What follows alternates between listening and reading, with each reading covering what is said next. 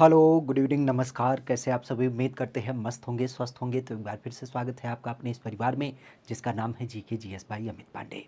खासा आज के विषय की जब बात की जाए तो आज का विषय आपके लिए काफ़ी महत्वपूर्ण हो जाता है, क्योंकि आप भी जानते हैं राज्य स्पेशल परीक्षाओं को आधारित करते हुए ये पूरा का पूरा सेशन देख मिलता है, और जहाँ पे हम चर्चा करते हैं खास करके कुछ एक महत्वपूर्ण प्रश्नों की जो हमारी परीक्षा के लिए काफ़ी महत्वपूर्ण होते हैं, और ख़ास करके उस परीक्षक की मनोप्रवृत्ति को समझने का भी प्रयास करते हैं, जो हमसे विभिन्न प्रतियोगी परीक्षाओं के अंतर्गत अलग अलग माध्यमों से खास करके कुछ एक विशेष प्रवृत्ति के प्रश्नों को जानना चाहता है या उसे समझना चाहता है। तो चलिएगा, आज के क्रम की, आज की श्रृंखला की शुरुआत यहीं से करेंगे, इसी बिंदु के साथ कि सरस्वती महाभागे विद्या कमल लोचने विद्या रूपी विशालाक्षी विद्या देही नमोस्तुते। माँ वाग्देवी का सानिध्य इस तरीके से प्राप्त हो ताकि नित्य नई ऊंचाइयों को आप लोग अचीव करें, यही सदैव से हमारा आपके प्रति मानना होता है। और इसी क्रम के साथ आज के क्लास की शुरुआत भी करते हैं। पहले प्रश्न के साथ जुड़ते हैं। पहला प्रश्न आप सबके सम्मुख है, जवाब करिएगा खास करके, लेकिन उससे पहले कि सरस्वती महाभागे विद्या कमल लोचने विद्या रूपी विशालाक्षी विद्या देही नमोस्तुते। माँ वाग्देवी का सानिध्य इस तरीके से आपको प्राप्त हो ताकि नित्य नई ऊंचाइयों को आप लोग अचीव करते जाएं, यही सदैव से हमारी संकल्पना आप सबके प्रति होती है। और इसी क्रम के साथ ही आज की क्लास की शुरुआत भी करते हैं। पहला प्रश्न जो आप सबके सम्मुख है, जवाब करिएगा। खास करके जवाब की बात करें तो पहला प्रश्न कुछ इस तरीके से कि उत्तर प्रदेश के कितने जिले मध्य प्रदेश के साथ सीमा साझा करते हैं। यूपी की जब बात की जाए तो यूपी के ऐसे कितने जिले हैं जो खास मध्य प्रदेश के साथ क्या करते हैं, सीमा साझा करते हैं। तो मध्य प्रदेश के साथ सीमा साझा करने वाले यूपी के जिलों की संख्या कितनी होती है? उत्तर प्रदेश के कितने जिले मध्य प्रदेश के साथ सीमा साझा करते हैं? 8, 11, 10 या फिर 12? यूपी के कितने जिले हैं जो मध्य प्रदेश के साथ सीमा साझा करते हैं? अब बेसिक अगर देखा जाए तो सीमा को लेकर के आप भी जानते हैं कि हमारे प्रदेश की जो सीमा लगती है, खास करके आज पूरे भारत की जब बात की जाए तो पूरे भारत में सर्वाधिक किसी राज्य के साथ सीमा साझा होती है तो वो संयोग से उत्तर प्रदेश के साथ साझा होती है। जहाँ पे आपने शुद्ध रूप से देखा होगा कि अगर ये हमारा उत्तर प्रदेश है तो इसकी जो सीमा साझा होती है ये मुख्यतः आपके उत्तराखंड के साथ साझा होती है। उत्तराखंड के अलावा आपके हिमाचल प्रदेश के साथ, हिमाचल प्रदेश के अलावा आपके हरियाणा के साथ, हरियाणा के अलावा आपका दिल्ली के साथ, दिल्ली के अलावा आपका राजस्थान के साथ, राजस्थान के अलावा आपका मध्य प्रदेश के साथ, मध्य प्रदेश के अलावा आपके छत्तीसगढ़, छत्तीसगढ़ के अलावा झारखंड, और झारखंड के अलावा बिहार। तो इतने राज्यों के साथ हमारी सीमा साझा होती है। मतलब हम शुद्ध रूप से कह सकते हैं 8 राज्य होते हैं और एक आपका क्या है, केंद्र शासित प्रदेश है। एक केंद्र शासित प्रदेश है और 8 आपका क्या है, राज्य हो जाता है। जहाँ पे मुख्य रूप से अगर देखा जाए तो जैसे बिहार की बात की तो बिहार 7 जिलों के साथ सीमा साझा करता है। झारखंड एक केवल सोनभद्र के साथ, छत्तीसगढ़ एक केवल सोनभद्र के साथ, मध्य प्रदेश 11 जिलों के साथ सीमा साझा करता है। राजस्थान केवल 2 जिले, आगरा और मथुरा के साथ। दिल्ली की जब बात की जाए तो दिल्ली तो आप भी जानते हैं कि गौतम बुद्ध नगर गाजियाबाद के सापेक्ष में। हरियाणा की जब बात की जाए तो हरियाणा के साथ कुल 6 जिले, और उत्तराखंड के साथ 7 जिले, और हिमाचल प्रदेश की जब बात की जाए तो इसके साथ केवल आपका सहारनपुर, ये जिले सीमा साझा करते हैं। अब मुख्य रूप से बात आती है कि हमारे प्रदेश की सबसे लंबी सीमा किसके साथ लगती है, तो जो सबसे लंबी सीमा लगती है आज यूपी के सापेक्ष में वह किसके साथ लगती है, तो सबसे लंबी सीमा लगती है हिमाचल प्रदेश के साथ। फिर बात आती है सबसे कम लंबाई किसकी लगती है, तो कम लंबाई की जब बात की जाए तो सबसे कम लंबाई की जो सीमा साझा होती है आज यूपी के सापेक्ष में वह होती है मध्य प्रदेश के साथ। तो मध्य प्रदेश की जब बात की जाए तो मध्य प्रदेश के साथ कुल कितने जिले सीमा साझा करते हैं, मध्य प्रदेश के साथ कुल आपके 11 जिले क्या करते हैं, सीमा साझा करते हैं। तो मध्य प्रदेश के साथ कुल 11 जिले सीमा साझा करते हैं। अच्छा, ये उत्तर प्रदेश के सापेक्ष है, लेकिन अगर यहाँ पे कहा जाए कि मध्य प्रदेश के कितने जिले उत्तर प्रदेश के साथ सीमा साझा करते हैं, तो यहाँ जवाब आपका दूसरा होगा कि मध्य प्रदेश के कितने जिले। तो मध्य प्रदेश के कितने जिले हैं जो उत्तर प्रदेश के साथ सीमा साझा करते हैं, तो यूपी के साथ सीमा साझा करने वाले इन जिलों की जब बात की जाए तो इन जिलों की संख्या होती है 14। तो इसको अलग रखिएगा कि अगर यूपी के जिलों की बात की जाएगी तो यूपी के जिले हैं 11, लेकिन मध्य प्रदेश के जिले हैं 14। तो इस चीज़ को ध्यान रखिएगा। तो ये 8 राज्यों के सापेक्ष ही आपको नाम दिख मिलता है। हमने कई बार आपको एक ट्रिक भी बताई है तो आपको याद भी होना चाहिए। क्या नाम देते हैं कि हीरे का दिल है मुझ में, हीरे का दिल है मुझ में, खास करके वो क्या करता है, वो 36 बार धड़कता है। क्या?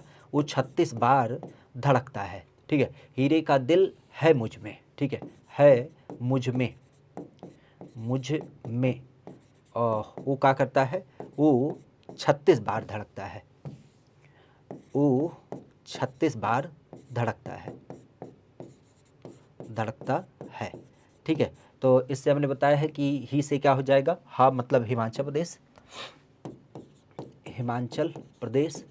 फिर आपका रा मतलब राजस्थान, राजस्थान। दिल अर्थात दिल्ली, दिल्ली। फिर आपका हा, हा मतलब एक तरीके से आप कह सकते हो एक हिमाचल और एक हरियाणा। माँ मतलब मध्य प्रदेश, मध्य प्रदेश के अलावा झा, झा अर्थात झारखंड, झारखंड। फिर आपका उत्तराखंड, उत्तराखंड। उत्तराखंड के अलावा छत्तीस मतलब छत्तीसगढ़, छत्तीसगढ़। छत्तीसगढ़ के अलावा बार अर्थात बिहार।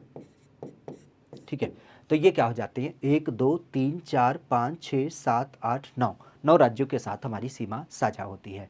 तो सीमा के मामले में ध्यान रखिएगा, ये 9 राज्य हमारे साथ सीमा साझा करते हैं। वैसे यही सीमा की बात की जाए तो एक नाम और ध्यान रखिएगा, नेपाल। नेपाल के साथ हमारी अंतर्राष्ट्रीय सीमा लगती है, जिसके साथ कुल 7 जिले सीमा साझा करते हैं। तो ये भी थोड़ा सा ध्यान रखिएगा। ठीक है, अगला प्रश्न है कि रिहंद घाटी परियोजना उत्तर प्रदेश के किस जिले में आपको देख मिलती है। रिहंद घाटी परियोजना की जब बात की जाए तो यह यूपी के किस जिले में स्थित हो जाती है। ये सोनभद्र में स्थित है, मिर्जापुर में स्थित है, ललितपुर में स्थित है, या फिर आपके भदोही के अंतर्गत देख मिलता है। रिहंद घाटी परियोजना उत्तर प्रदेश के किस जिले में आपको देखने को मिलता है। रिहंद घाटी परियोजना, रिहंद घाटी परियोजना शुद्ध रूप से अगर देखा जाए तो रिहंद घाटी के बारे में आप भी जानते हैं। पहली बात तो ये किससे समेत होगा, तो इसकी जब बात की जाए तो रिहंद घाटी के बारे में ध्यान रखिएगा। रिहंद घाटी की जब बात की जाए तो रिहंद घाटी कहाँ पे पड़ता है। रिहंद घाटी की जब बात की जाए तो मुख्य रूप से आप भी जानते हैं, अगर इसके नाम की बात की जाए तो आपको एक नाम याद आना चाहिए, रिहंद नदी, क्योंकि ये रिहंद नदी के ऊपर आधारित है। और रिहंद नदी के ऊपर आधारित करते हुए अगर देखा जाए तो आपने सुना भी होगा, इसको हम रिहंद सागर बांध भी कह देते हैं। ठीक है, रिहंद सागर बांध परियोजना का भी नाम देते हैं। हमारे यूपी के संयोग से पहले जो मुख्यमंत्री थे पंडित गोविंद बल्लभ पंत, तो उनके नाम पे यह रखा भी गया है। तो पंडित गोविंद बल्लभ पंत की जब बात की जाए, पंडित गोविंद बल्लभ पंत, तो पंडित गोविंद बल्लभ पंत के सम्मान में इसका नामकरण भी किया गया है। तो पंडित गोविंद बल्लभ पंत सागर बांध भी इसको हम कह देते हैं। और कई बार हम क्या कह सकते हैं इसको, जिस तरीके से हमारे यहाँ पर इसे रिहंद सागर नाम दिया जाता है, उसी तरीके से ये हमारे यहाँ पर क्या बोला जाता है, ये हमारे यहाँ पर क्या बोला जाता है, गोविंद सागर नाम दिया जाता है। तो इसे हम गोविंद सागर भी कहते हैं और इसे हम रिहंद सागर भी कहते हैं। आज मुख्य रूप से अगर देखा जाए तो मुख्य ध्यान रखिएगा, हमारे यूपी में यह यूपी का सबसे बड़ा कृत्रिम सागर माना जाता है। ठीक है, तो यूपी का सबसे बड़ा एक कृत्रिम सागर भी माना जाता है। मुख्यतः अगर देखा जाए तो रिहंद घाटी परियोजना कहाँ से समित है, तो यह आपको देख मिलता है आज यूपी के सापेक्ष में जो सोनभद्र का रीजन है। तो सोनभद्र की जब बात की जाए तो सोनभद्र में रिहंद घाटी परियोजना के सापेक्ष इसको नाम देख मिलता है। यहाँ पे आपने सुना होगा, इसके माध्यम से क्या होता है, ये एक्चुअली बहुउद्देशीय परियोजना है। तो बहुउद्देशीय परियोजना की जब बात की जाए तो इसका मतलब क्या, इसका मतलब ये कि ये मल्टीपर्पज है। मल्टीपर्पज मतलब क्या कि ये सिंचाई का भी कार्य करती है, मतलब इसके पानी को हम लोग सिंचाई में भी इस्तेमाल करते हैं और इसके पानी से हम लोग क्या करते हैं, बिजली भी बनाने का कार्य करते हैं। ठीक है, तो बिजली बनाने का कार्य किया जाता है। तो अलग अलग जो संयंत्र हैं उनको क्या होता है, बिजली यहीं से मिल जाता है। जैसे सोनभद्र में एक परियोजना है जिसका नाम है रेणुकूट। ठीक है, खास करके आपने हिंडाल्को का नाम सुना होगा। तो हिंडाल्को परियोजना को जो बिजली प्राप्त होती है वह किससे प्राप्त होती है, हिंडाल्को की जब बात की जाए तो हिंडाल्को परियोजना को यहाँ पे बिजली जो प्राप्त होती है वो आपके इसी रिहंद सागर से ही प्राप्त हो जाती है। तो रिहंद सागर या कृत्रिम सागर या गोविंद सागर पंत सागर बांध। ठीक है, एक नाम और ध्यान रखिएगा, काफ़ी चर्चा में रहता है क्योंकि हमारे यूपी में जब बात की जाती है, यूपी का पहला, यूपी का पहला तैरता हुआ, क्या कहते हैं, तैरता हुआ, खास करके हाँ सौर संयंत्र, तो यूपी का पहला तैरता हुआ सौर संयंत्र की जब बात की जाए तो ये ध्यान रखिएगा, ये आपके यहीं पर स्थापित है। तो यूपी का पहला तैरता हुआ सौर संयंत्र जो सोलर परियोजना है वो भी आपके इसी के ऊपर आधारित है। नाम आता है कि उत्तर प्रदेश में पहली बार दुग्ध विभाग की स्थापना करी गई। और इस दुग्ध विभाग की जब बात की जाए तो इसकी स्थापना कब करी गई? ये 1976 में, 1977, 1978, 1989 के अंतर्गत दुग्ध विकास। एक्चुअली आप भी जानते हैं दुग्ध अर्थात हम शुद्ध रूप से कहें तो हमारे यहाँ पर कहीं ना कहीं इस नाम से मिलता है हमें क्या? Operation flood. Operation flood. तो ऑपरेशन फ्लड की जब बात की जाए, ऑपरेशन फ्लड या जिसको हम शुद्ध रूप से क्या कहते हैं? दुग्ध क्रांति। क्या कहा जाता है? दुग्ध क्रांति। या दुग्ध क्रांति के अलावा आपने इसको नाम दिया होगा श्वेत क्रांति। तो अलग अलग इसके नाम लिए जाते हैं हमारे यहाँ पर, ऑपरेशन फ्लड, दुग्ध क्रांति, श्वेत क्रांति, ये सब नाम होते हैं। कई बार आपने सुना होगा इसकी जब बात की जाती है तो इसकी शुरुआत हमारे यहाँ पर एक बड़े व्यक्ति होते हैं मशहूर वर्गीज कुरियन। तो वर्गीज कुरियन की जब बात की जाए तो वर्गीज कुरियन के द्वारा इसकी शुरुआत क्या की गई थी? हमारे यहाँ पर करी गई थी। मुख्यतः अगर देखा जाए तो इनका दिवस है 26 नवंबर। तो आप जानते भी हैं कि 26 नवंबर को हम लोग क्या मनाते हैं? अपने यहाँ पे दुग्ध दिवस के रूप में आयोजित करते हैं। ठीक है, तो दुग्ध दिवस की जब बात की जाए तो दुग्ध दिवस के रूप में 26 नवंबर को हम आयोजित करते हैं। वैसे 1 जून को भी ध्यान रखिएगा क्योंकि 1 जून जो होता है ये हमारे यहाँ पर अंतर्राष्ट्रीय दुग्ध दिवस होता है। तो 1 जून हमारे यहाँ पर अंतर्राष्ट्रीय दुग्ध दिवस जाना जाता है। तो दूध के लिए यह पहलू आपको दिख मिलता है। खासा यूपी में आपने सुना भी होगा ऑपरेशन फ्लड जो है ये कब चालू किया गया था? तो ये चालू किया गया था 1973 के अबब में। यूपी में 1973 में आपका ऑपरेशन फ्लड चालू हुआ था। जबकि सेंट्रल लेवल की जब बात की जाए तो सेंट्रल लेवल पे मतलब पूरे भारत में ये 1970 में चालू हुआ था। खासा अब दुग्ध की जब बात की जाए तो इस दुग्ध के डेवलपमेंट के लिए हमारे यहाँ पर क्या है? हमारे यहाँ पर 1976 में, कब? 1976 की जब बात की जाए तो 1976 में ये दुग्ध विभाग आपका स्थापित किया गया। खासा आपने सुना भी होगा, आज अगर हम पशुपालन मंत्री की बात करें यूपी के तो उनका नाम क्या होता है? उनका नाम होता है धर्मपाल सिंह। क्या नाम है? धर्मपाल सिंह। तो धर्मपाल सिंह की जब बात की जाए तो ये पशुपालन मंत्री हो जाते हैं। इवन अगर केंद्र की बात करेंगे तो केंद्र में कौन है? तो केंद्र में आपको पुरुषोत्तम रूपाला देख मिलते हैं। कौन? पुरुषोत्तम रूपाला की जब बात की जाए तो पुरुषोत्तम रूपाला ये केंद्र में हमारे पशुपालन मंत्री होते हैं। चूंकि जानवर की बात हो रही है और दूध की बात हो रही है तो ध्यान रखिएगा, हमारे यहाँ पर आपने सदैव सुना होगा सानिन। सानिन की जब बात की जाए तो सानिन एक बकरी है जो सबसे ज़्यादा दूध देती है। मुर्रा, मुर्रा की जब बात की जाए तो मुर्रा एक हमारे यहाँ पर भैंस हो जाती है जो सबसे ज़्यादा दूध देती है। और साहीवाल की जब बात की जाए तो साहीवाल, ध्यान रखिएगा, साहीवाल एक हमारे यहाँ पर गाय है जो क्या करती है? सबसे ज़्यादा दूध देती है। तो दूध के बारे में ये चीज़ें ध्यान रखिएगा। आज वैसे दुग्ध उत्पादन की बात करें तो दुग्ध उत्पादन के मामले में हमारा जो यूपी है, यूपी आज आपका पहला स्थान भी रखता है। ठीक है, तो दुग्ध उत्पादन की जब बात की जाए तो दुग्ध उत्पादन के क्षेत्र में हमारा यूपी क्या करता है? पहला स्थान भी रखता है। इस चीज़ को ध्यान रखिएगा। और कई बार आपने सुना होगा बोलचाल की भाषा में खास करके एक नाम आता है काशी बनास संकुल। ठीक है, काशी बनास संकुल की जब बात की जाए तो काशी बनास संकुल अभी आपका डेवलप किया गया है। कहाँ पे? बनारस क्षेत्र में। और इसके माध्यम से क्या होगा? तो प्रति दिवस 5 लाख लीटर दूध। कितना? प्रति दिवस 5 लाख की जब बात की जाए तो प्रति दिवस 5 लाख लीटर दूध यहाँ पे उत्पादित किया जाएगा। एक नाम आपने अभी सुना होगा नंदिनी कृषक सहायता योजना। ठीक है, तो नंदिनी कृषक योजना की जब बात की जाए तो नंदिनी कृषक योजना भी ध्यान रखिएगा, अभी हमारे यहाँ पे उत्तर प्रदेश सरकार के द्वारा इस योजना को लॉन्च किया गया था, जिसके अंतर्गत कोई भी व्यक्ति बड़ी लेवल पर डेयरी वगैरह खोलना चाहता तो सरकार उसको सपोर्ट करेगी। हालांकि यहीं पे ध्यान रखिएगा, योजना की बात चले तो एक नाम ध्यान रखिएगा, सरकार के माध्यम से नंद बाबा पुरस्कार हमारे यहाँ पर दूध उत्पादन करने वाले को दिया जाता है। और इसके अलावा एक पुरस्कार और होता है जिसका नाम है गोकुल पुरस्कार। तो गोकुल पुरस्कार और नंद बाबा पुरस्कार की जब बात की जाए तो ये हमारे यहाँ पर दिया जाता है राज्य सरकार के सहयोग से। खासा ध्यान रखिएगा, हमारे यहाँ पर जो दूध बेचा जाता है वो पराग ब्रांड के नाम से बेचा जाता है। एक नाम अभी आपने लास्ट टाइम सुना था समूल। समूल की जब बात की जाए तो ये शाहजहांपुर में देख मिलता है। और शाहजहांपुर के अंतर्गत खास करके जो यहाँ की महिलाएं हैं वो महिलाएं क्या करती हैं? अपना एक कह सकते हो कि ग्रुप बना रखी हैं जो दूध उत्पादन करने में अपना एक विशेष योगदान देती हैं। ठीक है, आगे की बात करें, कहा जा रहा है कि उत्तर प्रदेश में जड़ी बूटी तेंदू के पत्ते का संग्रहण किसके द्वारा किया जाता है? उत्तर प्रदेश में जड़ी बूटी और तेंदू के पत्ते का संग्रहण किसके द्वारा किया जाता है?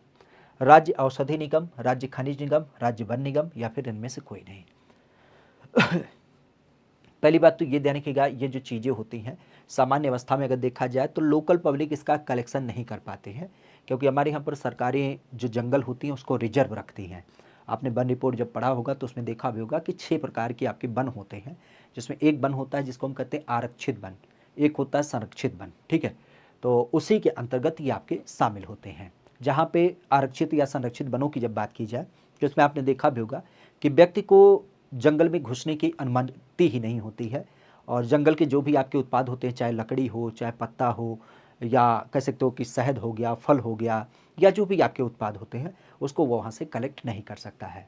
तो इसकी जो एक नैतिक जिम्मेदारी होती है वह किसके पास होती है, तो वो ध्यान रखिएगा। ये वर्तमान में हमारे यहाँ पर उत्तर प्रदेश जो वन निगम है, ठीक है, उत्तर प्रदेश के वन निगम की जब बात की जाए तो उत्तर प्रदेश के वन निगम के पास ये आपकी क्या होती है, इनका संग्रहण करने की जिम्मेदारी होती है। वैसे अगर हम अपने यहाँ पे बात करें तो हमारे यहाँ पर आपने सुना भी होगा, वन निगम की जब बात की जाए तो इसकी स्थापना कब की गई थी उत्तर प्रदेश में, खास करके वन विभाग। तो उत्तर प्रदेश का जो वन विभाग है वो आपके 1934 में आपका डेवलप किया गया था। 1934 की जब बात की जाए तो इसी टाइम पे डेवलप किया गया था। और इसी संदर्भ में आपने सुना होगा कि हमारे यहाँ पर वनों को क्या किया गया है, राजकीय संपत्ति भी घोषित किया गया है, ठीक है। तो राजकीय संपत्ति की जब बात की जाए तो वनों को क्या किया गया है, राजकीय संपत्ति को भी घोषित कर दिया गया है। वैसे वनों की जब बात की जाए तो एक नाम ध्यान रखिएगा, हमारे यहाँ पे आपने कई बार सुना होगा, वन जो है वो क्या है, वो समवर्ती सूची का विषय है, ठीक है। वन एवं वन्यजीव अभ्यारण्य, ठीक है, वन एवं वन्यजीव की जब बात की जाए तो ये किससे समेत है, तो यह हमें देख मिलता है समवर्ती सूची का विषय। समवर्ती सूची बेसिक आप भी जानते हैं, जिसके ऊपर क्या कर सकती है, आपकी राज्य सरकार भी नियम कानून बना सकती है, और एक तरीके से कह सकते हो केंद्र सरकार भी नियम कानून बना सकती है। खासा आपने सुना होगा हमारे यहाँ पर एक संस्थान जिसका नाम है वन सर्वेक्षण संस्थान। वन सर्वेक्षण संस्थान, वन सर्वेक्षण संस्थान की जब बात की जाए तो ये कहाँ पे स्थित है, ये आपके देहरादून में पड़ता है। और देहरादून के इस एकेडमी की जब बात की जाए तो ये हमारे यहाँ पर क्या करती है, ये हमारे यहाँ पर वन स्थिति रिपोर्ट निकालती है। क्या करती है, वन स्थिति रिपोर्ट को निकालती है, जिसके माध्यम से हमारे यहाँ पर वनों की आज वैल्यू क्या है, कितना एरिया है, कितना क्षेत्रफल है, उन सब चीज़ों को हम जान पाते हैं। तो तेंदू के पत्ते को ध्यान रखिएगा। तेंदू का पत्ता बेसिकली आपने सुना भी होगा कि हमारे यहाँ पर बीड़ी बनाने में कार्य आता है। कहाँ पे, बीड़ी बनाने में इसका प्रयोग किया जाता है, ठीक है। बीड़ी बनाने की जब बात की जाए तो बीड़ी बनाने में आपके तेंदू के पत्ते का इस्तेमाल किया जाता है, ठीक है। आगे की बात की जाए तो उत्तर प्रदेश में नगर और ग्राम नियोजन के विकास की स्थापना की गई। क्या किया गया, उत्तर प्रदेश की जब बात की जाए तो उत्तर प्रदेश में नगर एवं ग्राम नियोजन विकास की स्थापना करी गई। बेसिक आप भी जानते हैं, जो हमारे यहाँ पर शहरी क्षेत्र होते हैं या गांव होता है, तो यहाँ पे हमें डेवलपमेंट करनी होती है, एक तरीके से इंफ्रास्ट्रक्चर डेवलप करना होता है। लेकिन आप भी जानते हैं इंफ्रास्ट्रक्चर ऐसे रैंडम डेवलप नहीं किया जाता है। जैसे हमारे घर बनाने की एक प्लानिंग होती है, तो घर बनाने के लिए क्या होता है, हमारे पास पैसा हो गया तो इसका मतलब हम ऐसे ही नहीं बना लेते हैं घर। हम जब घर बनाते हैं तो पहले क्या काम करते हैं, पहले उस लोकेशन को चूज करते हैं जहाँ पे हमें घर बनाना है।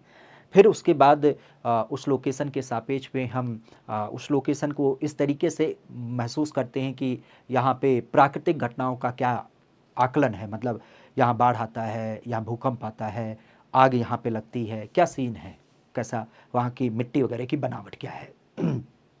फिर उसके बाद हम इंजीनियर से संपर्क करते हैं, तो इंजीनियर क्या करता है, उस एरिया के हिसाब से बढ़िया उसका पूरा एक नक्शा बनाता है, और उसके बाद फिर हम राजमिस्त्री से मिल करके उसके अनुसार मजबूती और कह सकते हो कि उजाले का प्रबंध, हवादार कमरे, इन सब का विशेष ध्यान में रखते हुए क्या करते हैं, हम फिर अपने घर को निर्मित करते हैं।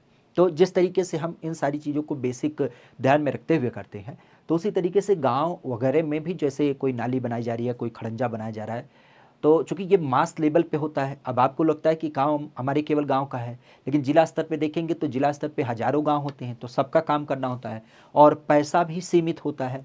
तो काम ऐसा किया जाता है जो दूरदर्शी हो, मतलब एक बार किया जाए तो वो काफ़ी लंबे समय तक टिकाऊ बना रहे।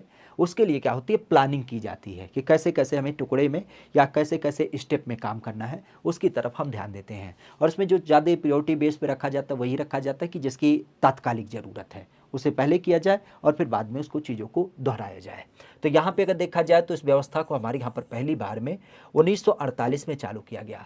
मतलब जब देश आज़ाद हो गया तो देश आज़ाद होने के बाद हमारी पहली ही ज़रूरत है कि हमें अपने यहाँ पे अवसंरचनात्मक विकास करना है। शुद्ध रूप से हमें क्या करना है, विभिन्न प्रकार की जो अवसंरचना है, इस अवसंरचना के परिप्रेक्ष्य में हमें क्या करना है, ध्यान रखना है अवसंरचनात्मक। ठीक है, अगर इसकी बात की जाए तो अवसंरचनात्मक विकास हमें क्या करना है, अपने यहाँ पे करना है। मतलब हमें शुद्ध रूप से इंफ्रास्ट्रक्चर का डेवलपमेंट करना है। और इसी सापेक्ष हमने क्या किया, नगर के लिए अलग और ग्राम की जब बात की जाए तो ग्राम के लिए नियोजन समिति को डेवलप किया, या डेवलपमेंट खास करके कंट्री प्लानिंग या टाउन प्लानिंग को लेकर के हमने इस व्यवस्था को डेवलप किया। ठीक है, खासा आज के संदर्भ में अगर देखा जाए तो आपने सुना भी होगा कि अगर हम बात करते हैं हमारे यहाँ पर लोक निर्माण विभाग को लेकर के, तो लोक निर्माण विभाग की संकल्पना जो हमें देख मिलती है वो किसके पास है, तो वह आपको देख मिलती है हमारे यहाँ पर अनिल राजभर के पास। ठीक है, खासा यहाँ पे अगर देखा जाए तो नवपाषाणिक स्थल महदहा क्या होता है, नवपाषाणिक स्थल महदहा की जब बात की जाए तो यह आपको कहाँ पे देख मिलता है, महदहा की जब बात की जाए तो यह स्थल कहाँ पे आपको देख मिलता है। बेसिक अगर देखा जाए तो प्रतापगढ़ में, बरेली में, इलाहाबाद में या फिर लाल बरेली में। एक्चुअली आपने कई बार सुना होगा कि जब हमारे यहाँ पर प्राचीन सभ्यताओं की बात आती है और उनके खोजबीन की बात आती है तो उसी क्रम में ये सारे स्थल आपके चिन्हित किए जाते हैं। कुछ नाम आपने जैसे सुने होंगे, आपने एक नाम सुना होगा हमारे यहाँ पर मांडी। ठीक है, मांडी की जब बात की जाए जो आपके सहारनपुर में पड़ता है। इवन आपने नाम सुना होगा हुलास के बारे में। ठीक है, हुलास कहाँ से समित है, ये सहारनपुर मुजफ्फरनगर का जो लोकेशन है वहाँ से इसका संबंध आपको दिख मिलता है। इवन आपने एक स्थल के बारे में सुना होगा जैसे मेरठ में, मेरठ की जब बात की जाए तो मेरठ में आपका आलमगीरपुर, आलमगीरपुर की जब बात की जाए तो ये किस लिए चिन्हित है, तो आलमगीरपुर आप भी जानते हैं ये हड़प्पा सभ्यता का सबसे पूर्वी स्थल माना जाता है। ठीक है, क्या माना जाता है, इसकी जब बात की जाए तो हड़प्पा सभ्यता का ये सबसे पूर्वी स्थल भी माना जाता है। मुख्य अगर देखा जाए तो इसके अलावा हमारे यहाँ पर और भी कई लोकेशन होते हैं जिनमें अगर देखा जाए तो जैसे आपने नाम सुना होगा एक लोकेशन खास जिसे हम नाम देते हैं चंदौली जिले में चकिया नाम से। ठीक है, तो चंदौली जिले की जब बात की जाए तो चंदौली जिले में चकिया नाम आपको मिलता है। इसी तरीके से आपने प्रतापगढ़ जिले का नाम सुना होगा, प्रतापगढ़ हो गया या आपका प्रयागराज हो गया। ठीक है, तो प्रतापगढ़ और प्रयागराज की जब बात की जाए तो यहाँ पे आपने सुना भी होगा बेलन नदी घाटी के सापेक्ष में, और बेलन नदी घाटी के सापेक्ष में यहाँ पे जैसे दमदमा हो गया। ठीक है, दमदमा, दमदमा के अलावा आपने नाम सुना होगा सराय नाहर। ठीक है, सराय नाहर। तो इन सब की जब बात की जाए तो यहाँ से क्या हुआ है, प्राचीन काल में जब हम बात करते हैं खास करके पाषाण काल के बारे में, जिसमें मध्य पाषाण काल या नव पाषाण काल की बात होती है, तो नव पाषाण स्थल खास करके महदहा का नाम आता है। तो इनकी जब बात की जाए तो इनके साक्ष्य आपके प्राप्त हुए हैं। तो ये कहाँ से प्राप्त हुआ है, अगर इसकी बात की जाए तो इसका नाम ध्यान रखिएगा, यह वर्तमान आपके पड़ता है इलाहाबाद लोकेशन में। ठीक है, इलाहाबाद की जब बात की जाए तो इलाहाबाद लोकेशन में इसकी अवस्थिति आपको देख मिलती है।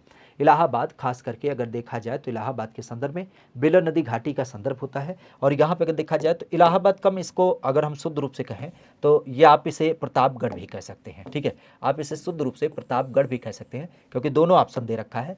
तो मूल जो है वो प्रतापगढ़ ही है, लेकिन प्रतापगढ़ और इलाहाबाद का बॉर्डर एरिया होता है। क्योंकि आप भी जानते हैं कोई नदी जो होती है वो थोड़ा सा विस्तार होती है, तो इस दशा में दोनों एरिया इसमें शामिल होते हैं। तो महदहा की जब बात की जाए तो ये आपके प्रतापगढ़ लोकेशन से समय तो आपको देख मिलता है। वैसे प्रतापगढ़ की जब बात की जाए तो प्रतापगढ़ किस लिए फेमस है, प्रतापगढ़ आप भी जानते हैं आज आंवला नगरी के लिए जाना जाता है।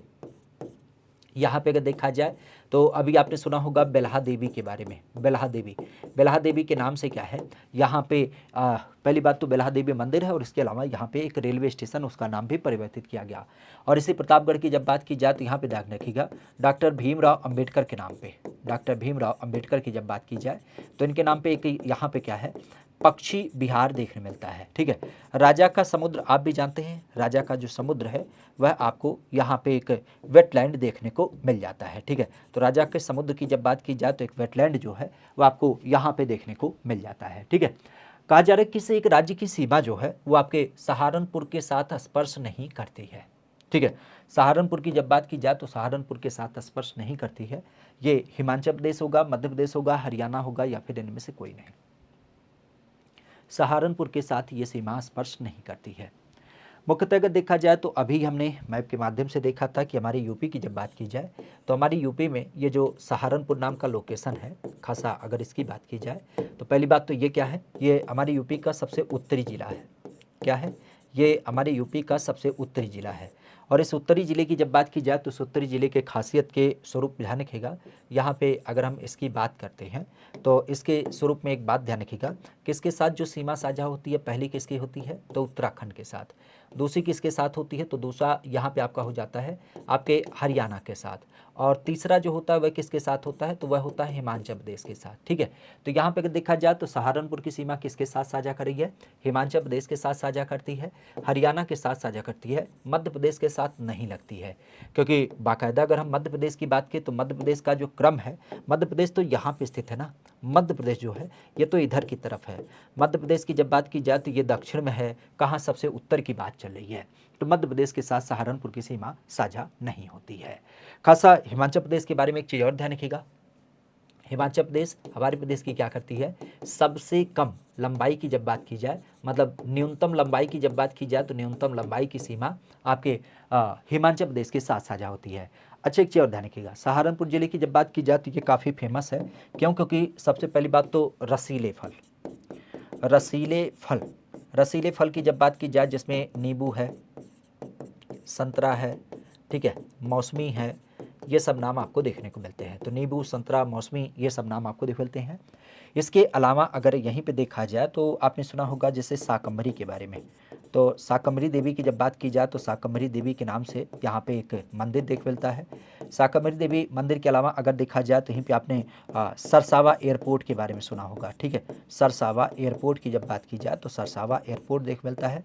और अगर यहाँ पे देखा जाए तो आपने लकड़ी उद्योग के बारे में सुना होगा, लकड़ी उद्योग यहाँ का बड़ा फेमस है। और यहाँ पे अगर देखा जाए तो एक पल्प शोध संस्थान है, पल्प, खासा आप भी जानते हैं जो कागज़ बनाए जाते हैं तो वो पल्प से बनते हैं, कागज़ की लुगदी, तो उसका एक शोध संस्थान यहाँ पे आपको दिख मिलता है। सहारनपुर के बारे में ध्यान रखिएगा। खैर, उत्तर प्रदेश से प्रवाहित होने वाली बेलन नदी घाटी की जब बात की जाए तो ये यूपी के किस जिले से समेत है? ठीक है, बेलन नदी घाटी की जब बात की जाए तो इसका विस्तार किस एक जिले में नहीं देख मिलता है? बेलन नदी घाटी, अगर इसकी बात की जाए तो इसका विस्तार कहाँ पे नहीं है?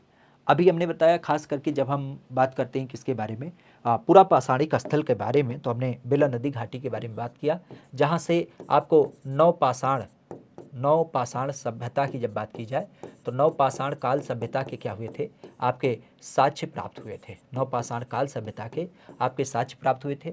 और इस साक्ष्य की जब बात की जाए तो बेलन नदी के क्रम में आपने सुना होगा इसका जो विस्तार है वो आपके प्रयागराज के अलावा आपका प्रतापगढ़, और ये नदी आगे बढ़ करके क्या करती है, आगे बढ़ जाती है, और आगे बढ़ने की दशा में ये जो हमारे यूपी का सोनभद्र रीजन है इसको क्रॉस करती है, जो हमारे यूपी का मिर्ज़ापुर रीजन है इसको क्रॉस करती है। ठीक है, लेकिन इसका जो संबंध है वो आपके चंदौली ज़िले से नहीं मिलता है। ठीक है, तो चंदौली जिले की जब बात की जाए तो चंदौली से इसका कोई लेना देना नहीं है, चूंकि इसने पूछा है नहीं। चंदौली की जब बात की जाए तो चंदौली किस लिए जाना जाता है, चंदौली आप भी जानते हैं, पहली बात तो ये चकिया के लिए जाना जाता है। चकिया क्या है, चकिया एक कह सकते हो पुरा स्थल के रूप में जाना जाता है। चंदौली की जब बात की जाए तो हम लोग इसे किस रूप में जानते हैं, तो इसे चावल का कटोरा कहा जाता है, चावल का कटोरा कहा जाता है। इवन चावल के कटोरे से याद होना चाहिए आपको आदम चीनी चावल। ठीक है, लास्ट टाइम आदम चीनी चावल की जब बात की जाए तो आदम चीनी चावल को क्या किया गया था, जीआई टैग वगैरह भी प्राप्त हुआ था। इसे ही चंदौली जिले की जब बात की जाए तो आपने सुना होगा किसके रूप में, मुगल सराय रेलवे स्टेशन, क्योंकि लास्ट टाइम अभी मुगल सराय रेलवे स्टेशन का नाम परिवर्तित किया गया था किस रूप में, खास करके पंडित दीनदयाल उपाध्याय के नाम से। ठीक है, तो पंडित दीनदयाल उपाध्याय रेलवे स्टेशन की जब बात की जाए तो इनका नाम मुगल सराय रेलवे स्टेशन के रूप में परिवर्तित किया गया।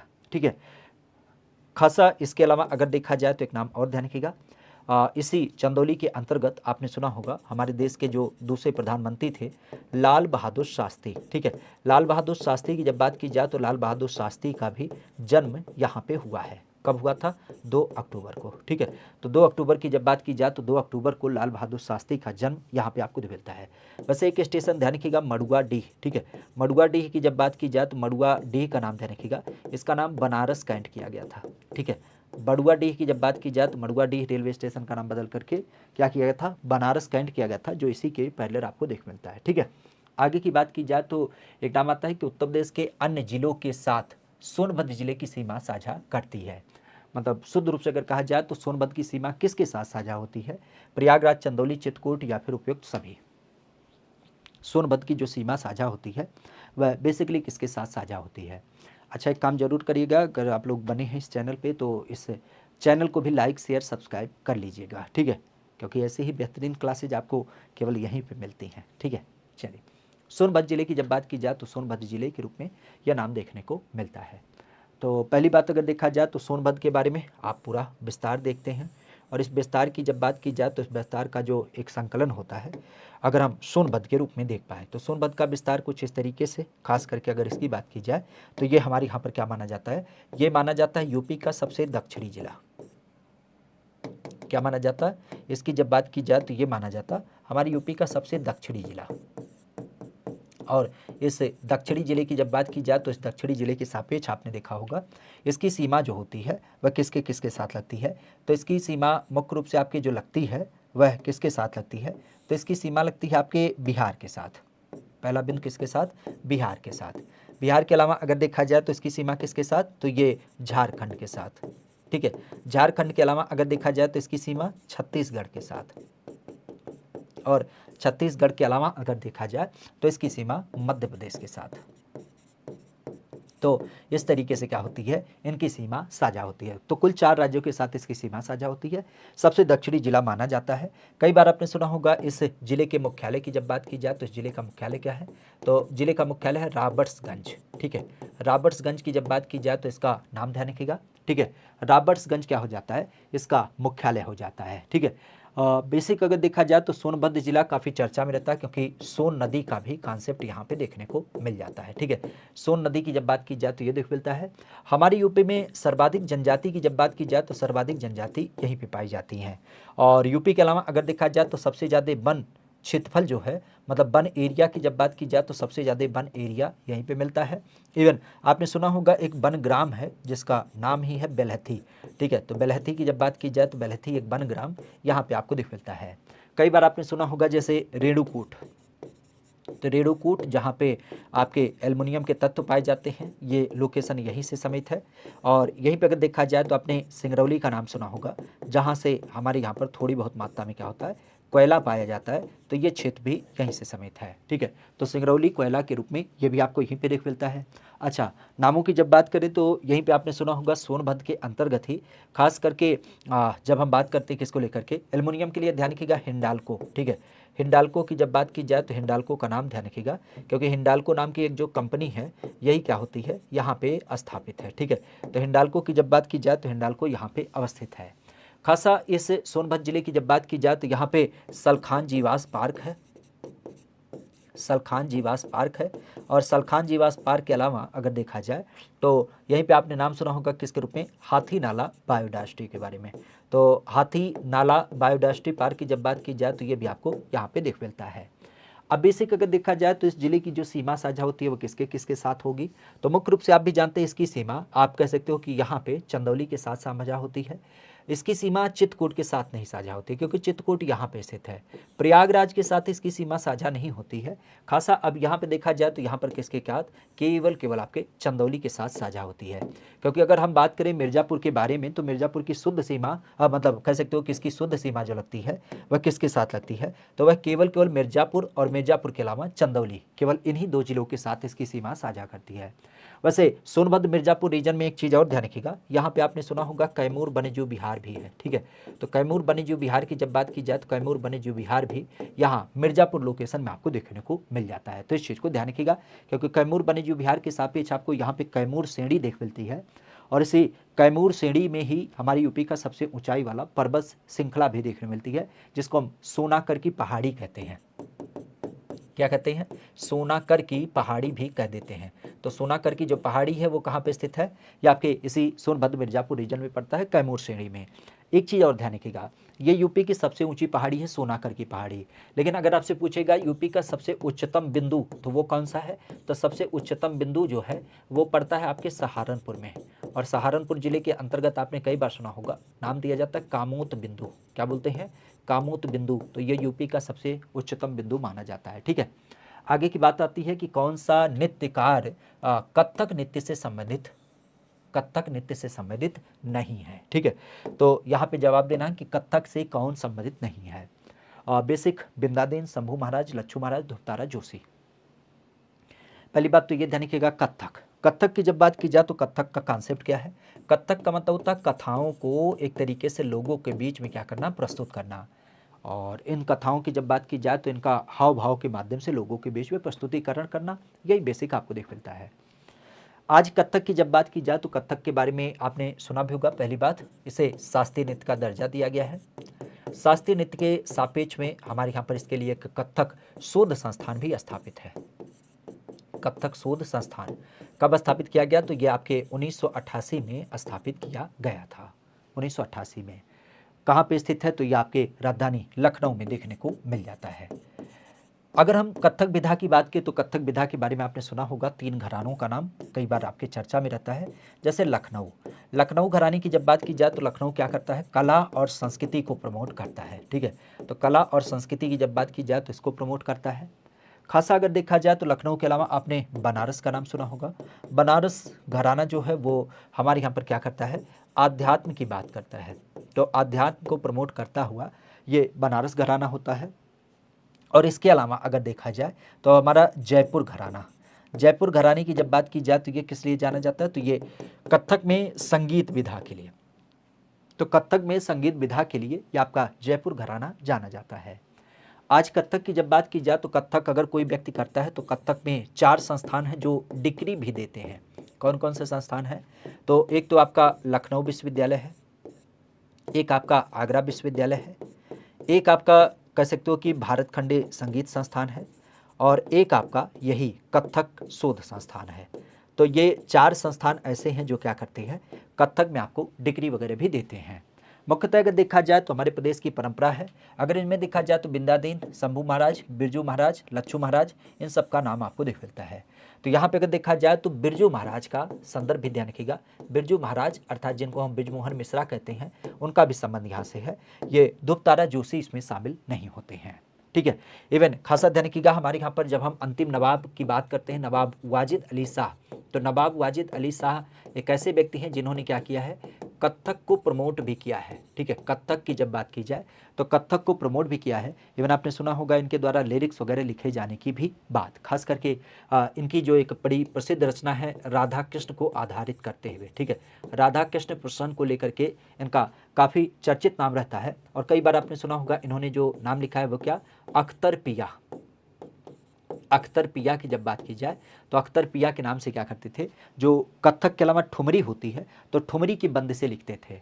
अच्छा, बिंदादिन का नाम क्यों फेमस है, क्योंकि इन्होंने क्या किया, कथक और ठुमरी का थुमावेश किया है। ठीक है, कथक और ठुमरी की जब बात की जाए तो कथक और ठुमरी का जो एक समावेश होता है वह इनके द्वारा किया गया है। ठीक है, आगे की बात आई तो एनआरआई विभाग ये हमारे यहाँ पर गठित किया गया उत्तर प्रदेश में, लेकिन इसका गठन कब किया गया, एनआरआई विभाग। एनआरआई के बारे में तो आप भी जानते हैं, नॉन रेसिडेंट इंडियन, क्या कहा जाता है, नॉन रेसिडेंस इंडियन। मतलब आप कह सकते हो कैसे लोग जो हमारे यहाँ के थे लेकिन अब हमारे यहाँ पर नहीं रहते, कहीं दूसरी जगह पर रोजगार वगैरह के लिए रहते हैं। ठीक है, तो आप कह सकते हो कि एनआरआई, या जिसको हम एक तरीके से प्रवासी कहते हैं, कई बार आपने सुना होगा प्रवासी भारतीय। ठीक है, तो भारत के ऐसे लोग जो किसी अन्य देश में निवास करते हैं, हमारे देश में नहीं रहते लेकिन इनके पूर्वज या ये लोग हमारे यहाँ पे रहने वाले थे। ठीक है, तो प्रवासी भारतीय की जब बात की जाए तो एनआरआई विभाग हमारे यहाँ पर डेवलप किया गया। अच्छा, पहले प्रवासी के रूप में किसकी संज्ञा दी जाती है, तो आपने सुना भी होगा महात्मा गांधी। तो महात्मा गांधी कब वापस आए थे, तो आप भी जानते हैं ये आए थे 9 जनवरी को 1915 को। तो 9 जनवरी 1915 को साउथ अफ्रीका से वापस आए थे। तो इसी 9 जनवरी को हम लोग क्या मनाते हैं, खास करके एक तरीके से भारत के सापेक्ष में हम लोग प्रवासी भारतीय दिवस मनाते हैं। क्या मनाते हैं, प्रवासी भारतीय दिवस मनाते हैं। तो प्रवासी भारतीय दिवस आपका आयोजित किया जाता है। अब चूंकि ये केंद्र लेवल पे आपका चालू किया गया था, तो अब राज्य ने भी इसको प्रमोट करना चालू कर दिया, क्योंकि यूपी के भी बहुत सारे लोग हैं जो अलग अलग प्रांतों में, अलग अलग देशों में निवास करते हैं, और सीधी सी बात वो वहाँ से पैसा भेजते हैं तो हमारे राजस्व में एक तरीके से वैल्यू बढ़ती है। तो इसी नाते अब उनको सम्मानित करते हुए, उनको याद करते हुए हमारे यहाँ पर यह व्यवस्था आपको दिख मिलती है, यूपी का भी प्रवासी दिवस। लेकिन ध्यान रखिएगा, अब इनके लिए, इनकी सुविधा के लिए, क्योंकि भाई कोई भी प्रवासी होगा अगर सुविधा नहीं पाएगा तो कहीं आपके लिए यहाँ पे आएगा। तो उसके सुविधा के लिए, उनके हित के लिए एक हमारे यहाँ पर एनआरआई विभाग डेवलप किया गया, और ये डेवलप किया गया था 2014 में। ठीक है, 2014 की जब बात की जाए तो 2014 में आपका एनआरआई विभाग आपका डेवलप किया गया। कहा जा रहा है कि देश के सापेक्ष में तीसरी रेल कोच फैक्ट्री आपके उत्तर प्रदेश में स्थापित है। अब उत्तर प्रदेश की जब बात की जाए तो उत्तर प्रदेश में ये कहाँ पे स्थापित है? तीसरी रेल कोच फैक्ट्री है। खासा अमेठी में, चंपारण में, लालबरेली में, कपूरथला में, कहाँ पे देश की तीसरी रेल की कोच की फैक्ट्री आपके स्थापित की गई है। क्योंकि रेलवे की बात चली है तो रेलवे आपको पता होना चाहिए। पहली बार जो रेलवे चली थी इंग्लैंड में, कब चली थी? 1925 में। फिर भारत में कब चली? भारत की जब बात की जाए तो भारत में चली थी 1853 में। और फिर बात आती है यूपी में कब चली? तो यूपी में चली थी 1859 में। खास अगर देखा जाए तो 1859 में ये जो चलाई गई थी, ये आपके प्रयागराज से कानपुर के बीच चलाई गई। प्रयागराज से कानपुर के बीच चलाई गई थी। मुख्य रूप से अगर देखा जाए तो आपने सुना भी होगा कि रेलवे की जब बात की जाए तो रेलवे में वैसे कुल 18 जोन हैं, लेकिन वर्तमान में अगर देखा जाए तो 2 जोन जो हैं वो आपके यूपी में पड़ते हैं। एक नाम आपने सुना होगा उत्तर मध्य रेलवे, और उत्तर मध्य रेलवे की जब बात की जाए तो इसका मुख्यालय कहाँ पे है? ये आपका प्रयागराज में देख मिलता है।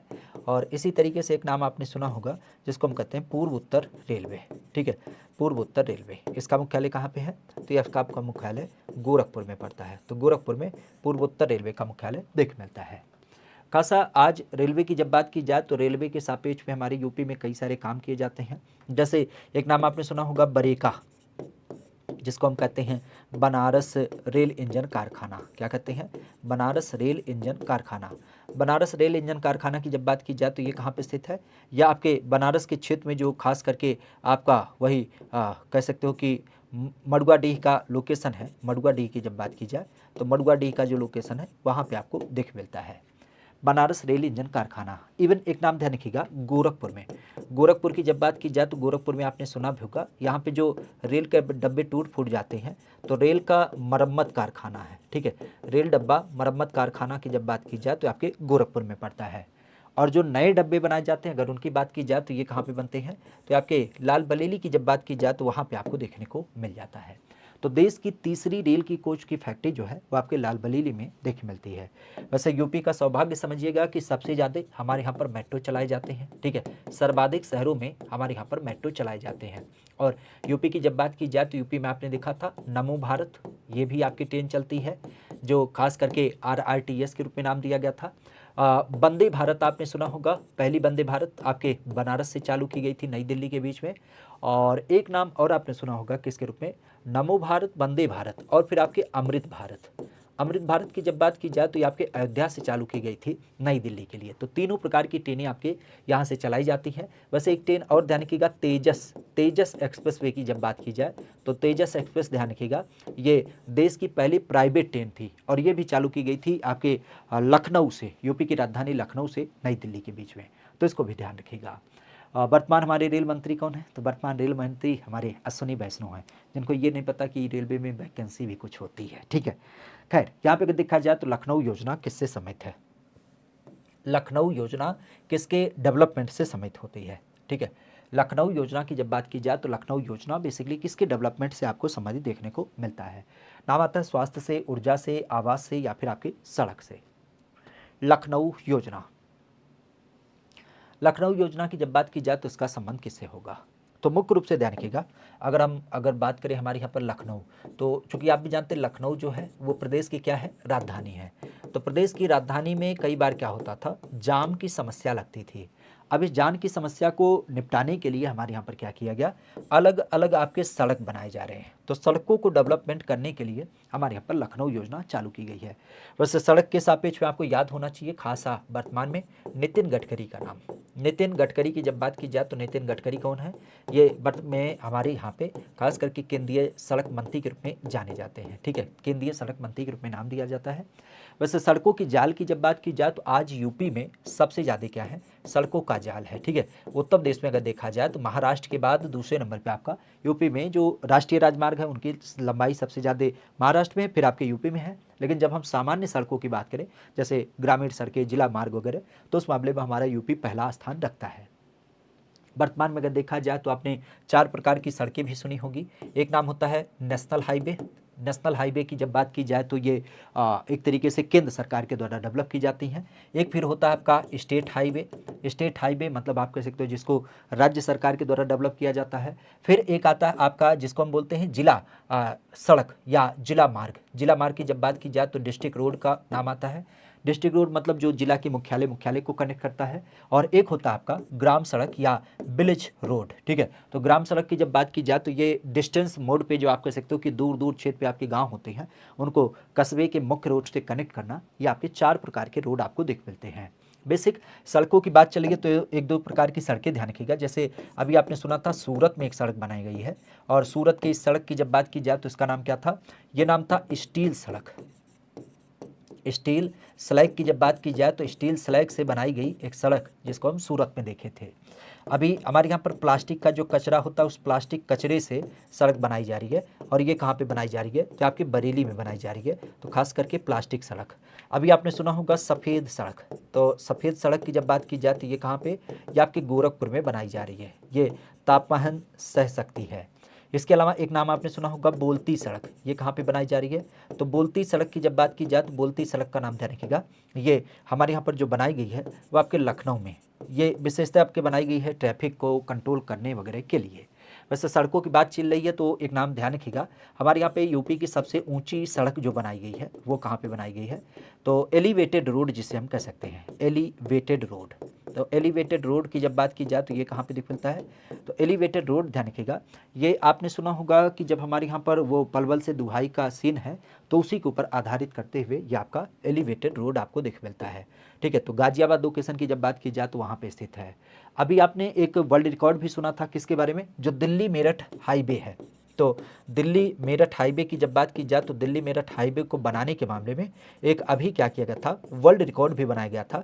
खास करके अगर देखा जाए तो उसमें 100 घंटे में 100 किलोमीटर की सड़क आपकी बनाई गई थी, तो ये भी ध्यान रखिएगा। कहा जा रहा है जीटी रोड उत्तर प्रदेश के किस जिले से नहीं गुजरती है। जीटी रोड की जब बात की जाए तो यूपी के किस जिले से नहीं गुजरती है। पहली बात तो ये ध्यान रखिएगा जीटी रोड है क्या, जीटी रोड ये कहाँ से नहीं गुजरती है, इलाहाबाद, अलीगढ़, आगरा या फिर मुगलसराय। तो जीटी रोड की जब बात की जाए तो इसके बारे में आपने सुना होगा, नाम दिया जाता है ग्रैंड ट्रैक रोड, ठीक है। तो ग्रैंड ट्रैक रोड की जब बात की जाए तो इस रोड के बारे में ध्यान रखिएगा। पहली बात तो इसके संरचना की जब बात की जाए तो उसके द्वारा तो ये बनवाया गया था, एक राजा था जिसका नाम था शेर शाह सूरी।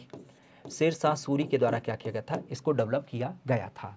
बेसिक अगर देखा जाए तो आज आपने देखा भी होगा कि खास करके ये जो अफ़गानिस्तान है वहाँ से लेकर के मतलब काबुल से लेकर के आपके जब हम बात करते हैं पश्चिम बंगाल बिहार का अंतिम छोर, तो वहाँ तक इसका विस्तार आपको मिलता है, ठीक है।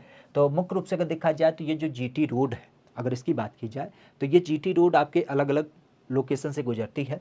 इसमें अलीगढ़ की जब बात की जाए तो अलीगढ़ को ये टच नहीं करती है, ऐसा नहीं है अलीगढ़ से नहीं गुजरती है, अलीगढ़ का जो मुख्य शहर है उसको छोड़ देती है।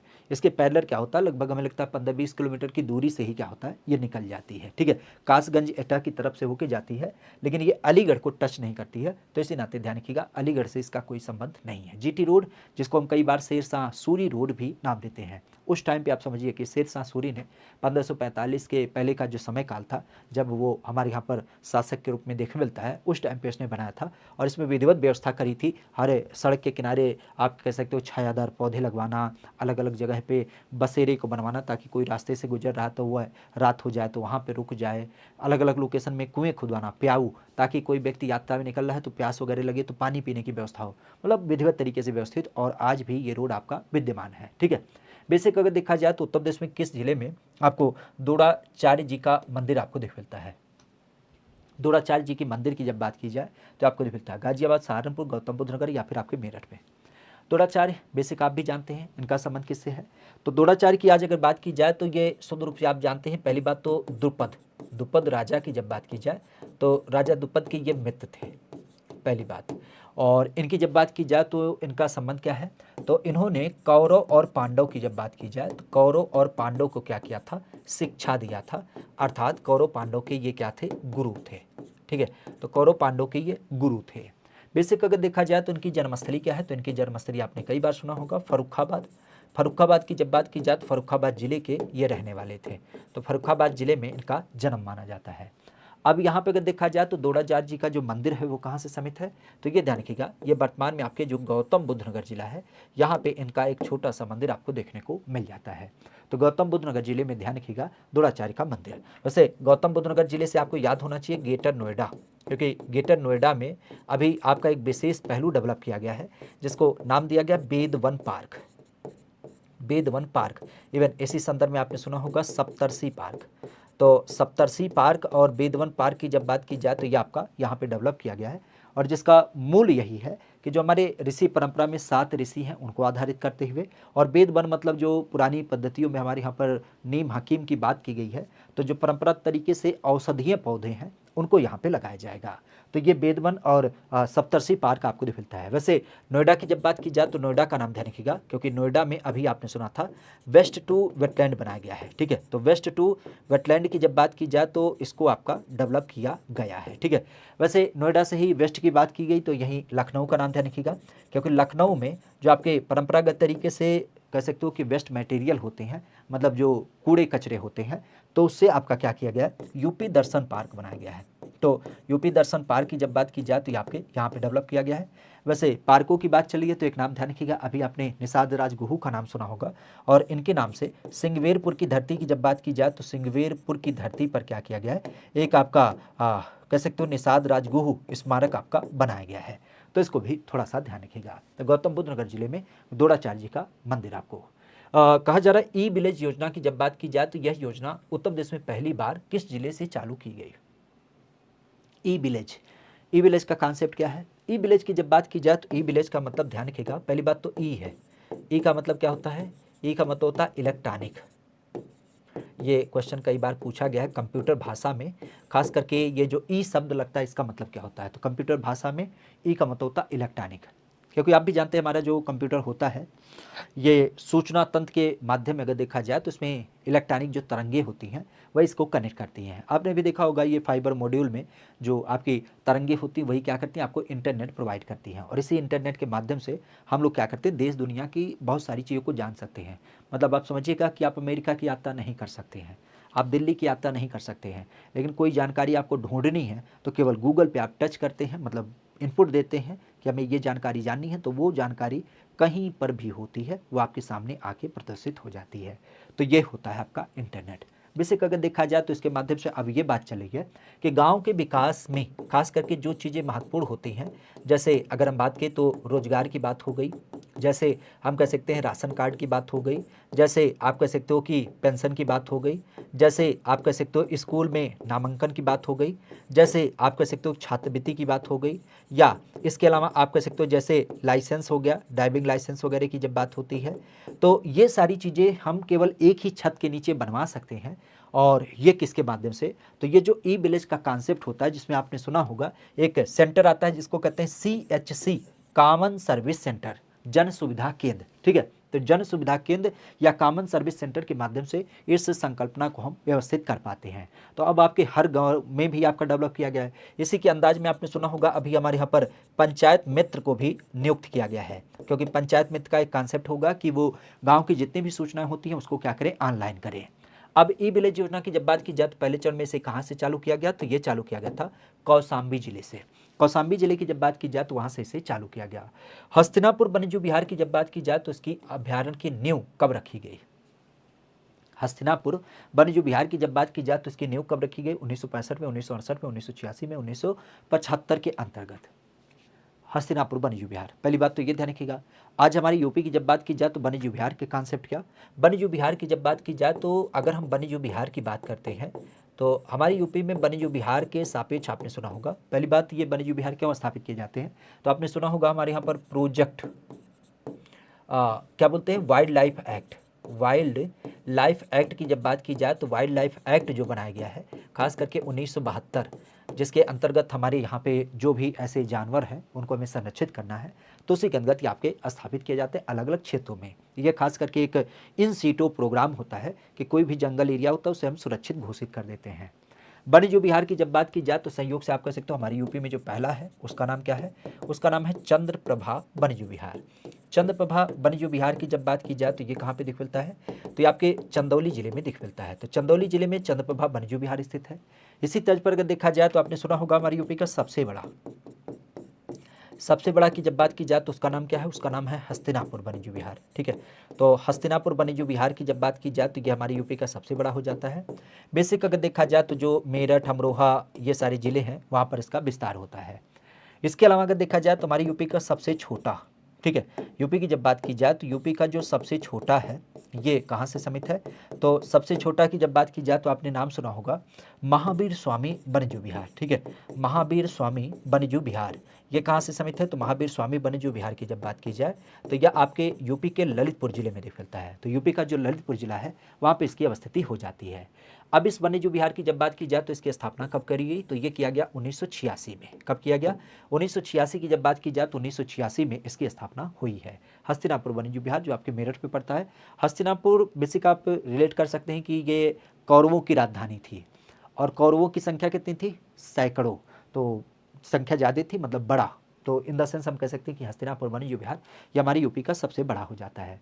अभी आपने सुना होगा राज्य सरकार के द्वारा इसको एक नया नाम सुझाया गया है, खास करके हमारे प्रदेश में जब बात करते हैं राज्य का, राज्य बारहसिंघा, राज्य बारहसिंघा वन्यजीव विहार। ठीक है, तो राज्य बारहसिंघा वन्यजीव विहार की जब बात की जाए तो उसके रूप में भी क्या किया गया है, इसको चिन्हित किया गया है। ठीक है, आगे की बात आई तो एक जिला एक उत्पाद योजना के अंतर्गत जब हम हमीरपुर जिले की बात करते हैं तो हमीरपुर जिले का उत्पाद चिन्हित किया गया है।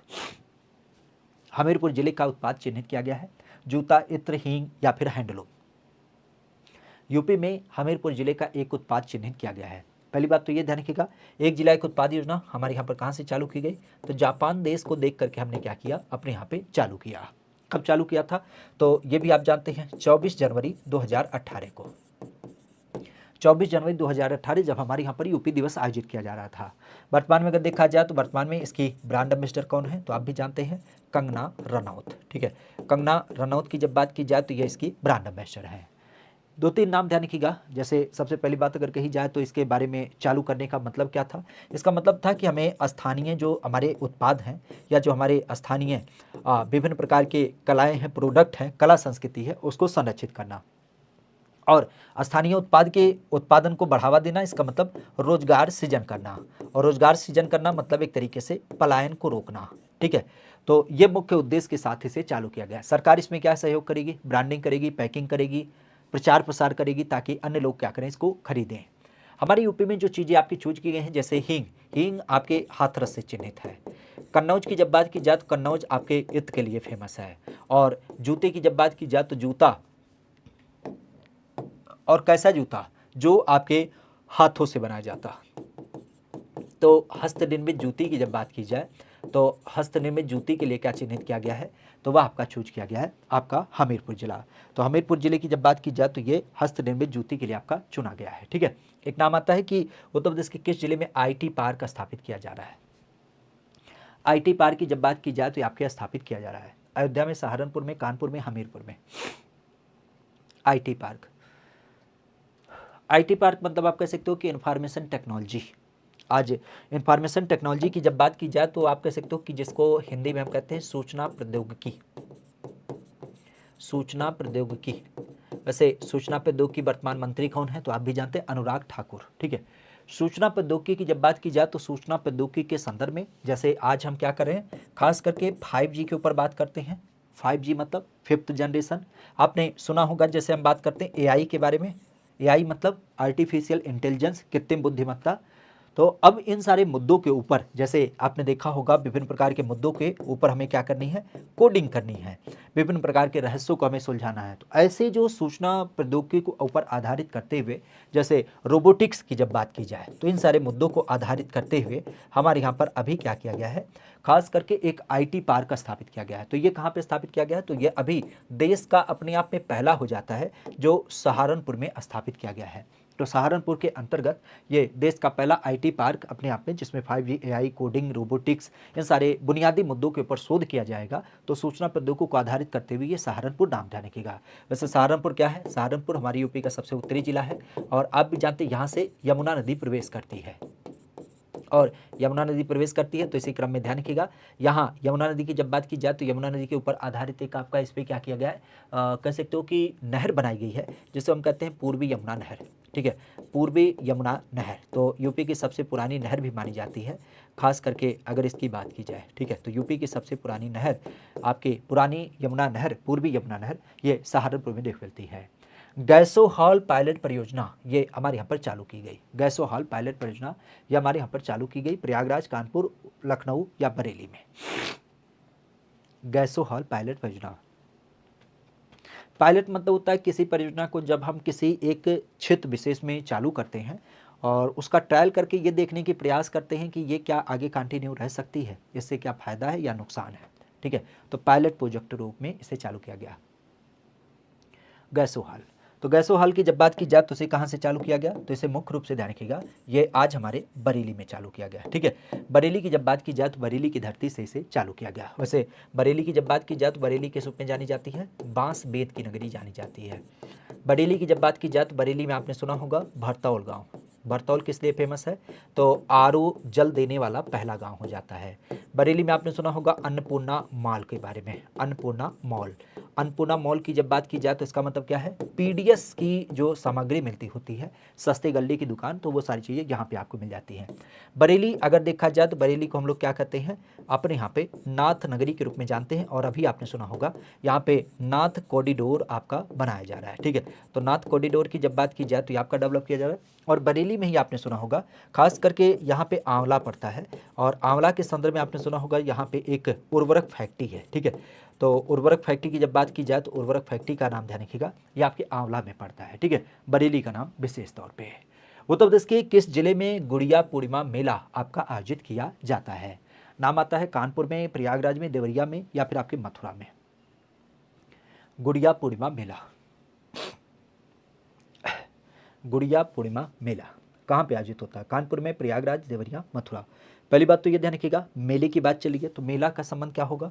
मेला आपने सदैव सुना होगा। अगर हम मेले की बात करें तो यूपी में कुल 2250 से ज़्यादा मेले आपके आयोजित होते हैं। सर्वाधिक की जब बात की जाए तो मथुरा में सर्वाधिक लगते हैं 86 मेले। और पीलीभीत की जब बात की जाए तो पीलीभीत में क्या होता है, सबसे कम मेला आपका केवल 2 मेला लगता है। ये मेले लगते हैं, लेकिन इसके अलावा एक मेला काफ़ी महत्वपूर्ण आप ध्यान रखिएगा, जो हमारे यहाँ पर कुंभ मेला है।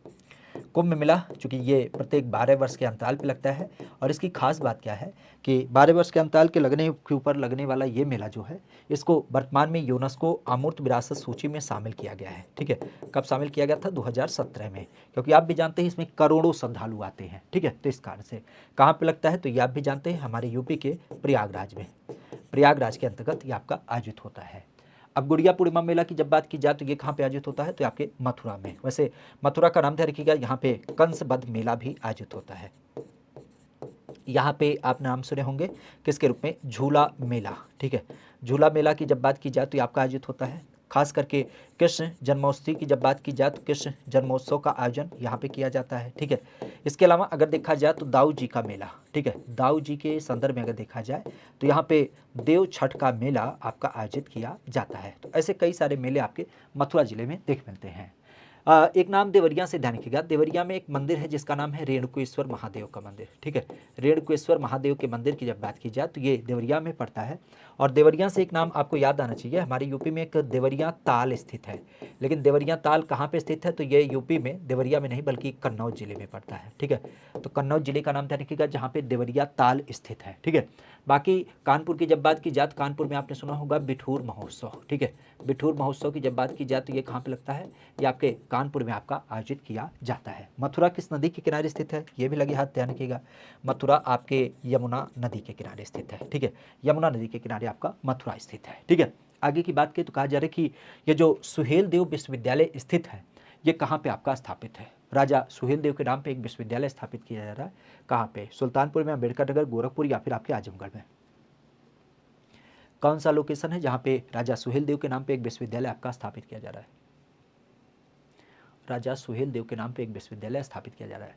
अब मुख्य रूप से आपने सुना होगा सुहेल देव के बारे में। राजा सुहेल देव की जब बात की जाए तो उनका संबंध कहाँ से है? राजा सुहेल देव की जब बात की जाए तो बताया जाता है कि ये हमारे यहाँ पर देख मिलते हैं, खास करके जब आपने बहराइच जिले के बारे में सुना होगा, सॉरी बलरामपुर जिले की जब बात की जाए तो बलरामपुर जिले से इनका संबंध हो जाता है। और इसी परिप्रेक्ष्य में आपने सुना होगा यहाँ पे क्या होता है, सुहेलवा पक्षी विहार भी है। सुहेलवा पक्षी विहार की जब बात की जाए तो सुहेलवा पक्षी विहार यहाँ पे आपको देखने को मिल जाता है, यहाँ पे खास करके बलरामपुर में है। अगर इन्हीं की बात की जाए तो इसी सापेक्ष आपने सुना होगा यहाँ पे एक मेला भी आपके आयोजित किया जाता है बहराइच के सापेक्ष में। और बहराइच में किसका मेला लगता है? तो आपने सुना होगा सैयद मसूद गाजी। तो सैयद मसूद गाजी की जब बात की जाए तो सैयद मसूद गाजी नाम के एक जो व्यक्ति थे उनके सापेक्ष यहाँ पे मेला लगता है। सुहेल देव के नाम से एक विद्यालय अभी हाल फिलहाल में डेवलप जो किया जा रहा है वह आपके आजमगढ़ में, तो आजमगढ़ का नाम ध्यान रखिएगा। वैसे यूपी के संदर्भ में सुहेल देव का नाम एक कारण से और भी ध्यान रखिएगा, क्योंकि अभी इनके नाम से क्या किया जा रहा है, खास करके एक यहाँ पे संग्रहालय आपका बनाया जा रहा है। तो एक संग्रहालय की जब बात की जाए तो ये कहाँ पे बनाया जा रहा है, तो ये आपके ऐसे जब हम बात करते हैं बलरामपुर जिले में तो यहीं पे आपका डेवलप किया जा रहा है राजा सुहेल देव के नाम से, राजा सुहेल देव के नाम पे। अच्छा, बहराइच में भी एक आपका पक्षी विहार है, तो उसका नाम क्या है? उसका नाम है कतरनिया घाट। कतरनिया घाट पक्षी विहार। हमने कैसे याद किया? तो हमने याद किया कि अगर किसी का कान कतर दिया जाए, किसी का कान कतर दिया जाए तो वो क्या हो जाता है? बहरा हो जाता है। क्लियर? किसी का कान कतर दिया गया तो वो बहरा हो जाता है।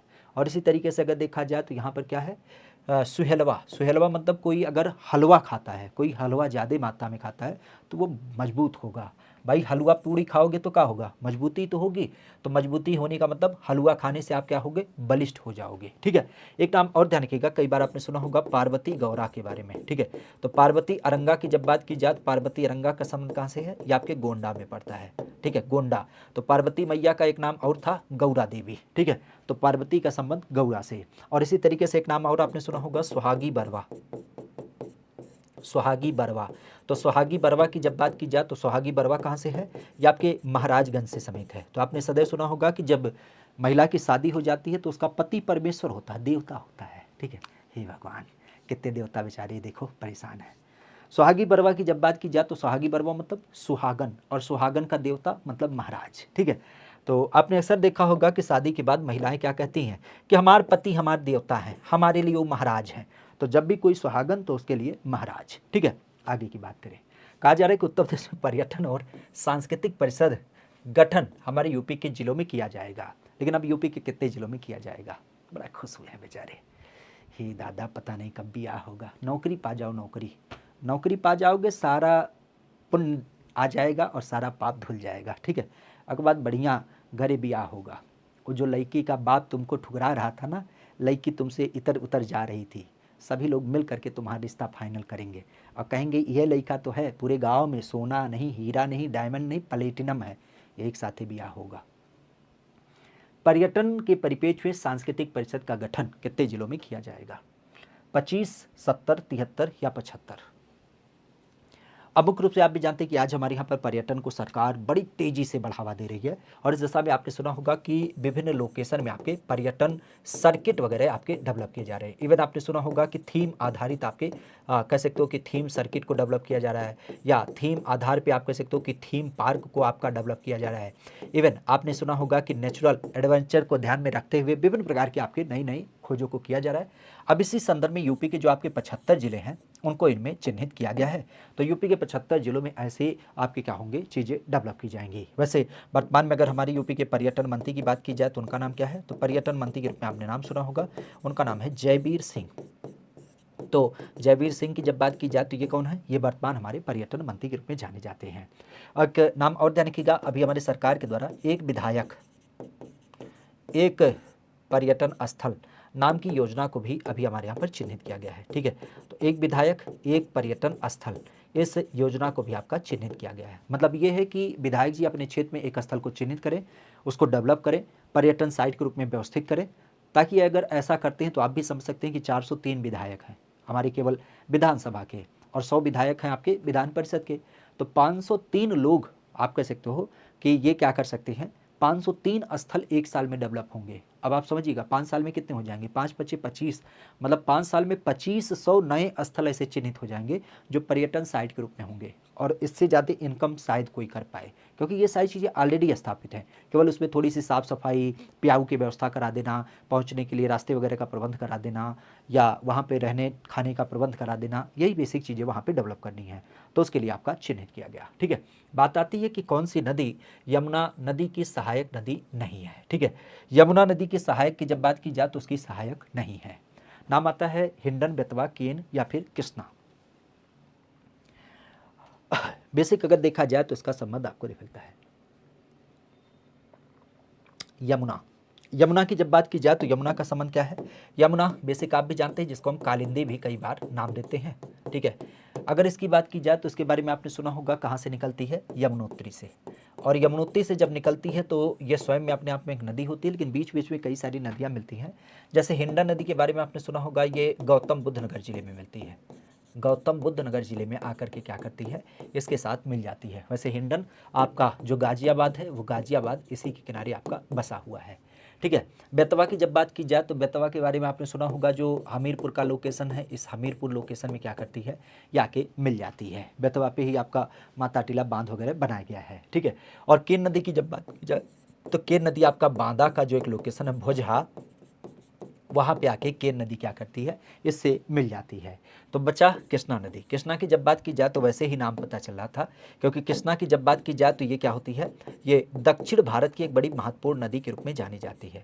तो दक्षिण भारत की जब बात की जाए तो दक्षिण भारत की एक बड़ी महत्वपूर्ण नदी कृष्णा नदी, ये ध्यान रखिएगा, इसका संबंध इससे नहीं होता है। ठीक है, तो ये आज के सेशन के कुछ महत्वपूर्ण प्रश्न रहे, खासा ध्यान रखिएगा। अगर आप तैयारी करते हैं यूपी पुलिस की या यूपी के और भी किसी एग्जाम की, तो आपके लिए सबसे महत्वपूर्ण हो जाता है यह यूपी जीके आधारित करते हुए, खास करके आपका ये जो सिद्धार्थ बैच है। ठीक है, तो इस सिद्धार्थ बैच को आप कैरी कर सकते हैं। तो ही चलिए आओ, ठीक है, बार बार चले आ रहे हो मुंह उठा के। ठीक है, यहाँ पे अगर देखा जाए तो सिद्धार्थ बैच आप देख सकते हैं, और इस सिद्धार्थ बैच की जब बात की जाए तो इसकी खास बात क्या है कि इसमें यूपी जी के बिल्कुल बेसिक लेवल से आपका कराया जा रहा है, एकदम एनसीईआरटी बेस। कितने रुपए में है, केवल केवल 99 रुपये में है।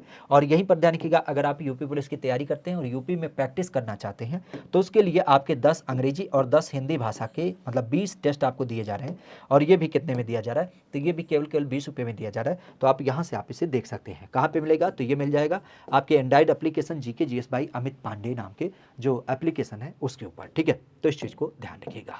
बाकी क्लास की जो पीडीएफ होती है वो भी आप जानते हैं, ये टेलीग्राम पे और जो एप्लीकेशन है उस पर आपको प्राप्त हो जाती है। कोई संदेह होता है, कोई पहलू होता है तो उसे भी कमेंट करके जरूर बताएगा। ठीक है, आज के लिए इतना ही। Thank you, all the best, bye bye, take care, good night, शुभ रात्रि, सबा खैर।